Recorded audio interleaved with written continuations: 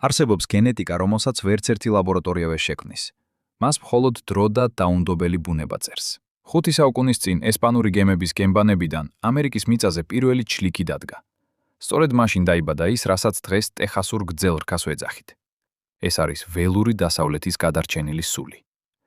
მათი მთავარი იარაღი და სიმბოლო გიგანტური რქებია, რომელთა გაშლილობა ხშირად 12-საც კი აჯარბებს.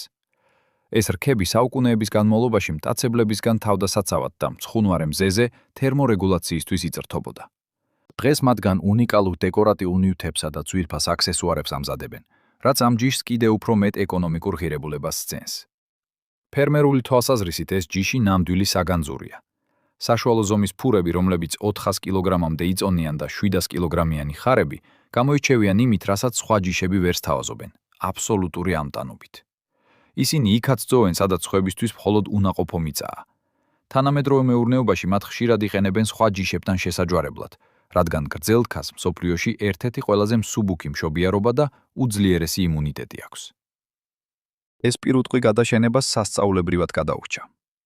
დღეს კი ისინი დაბრუნდნენ როგორც ჯანსაღი მჭლე ხორცის საუკეთესო წყარო. ეს არის ცოცხალი ისტორია, რომელიც ყოველდღე შეგახსენებ, რომ ნამდვილი ძალა ბუნების კანონების მორჩილებაშია. დახედეთ ამ რქებს. მათში ხომ 5 საუკუნის თავისუფლებაა ჩადეული.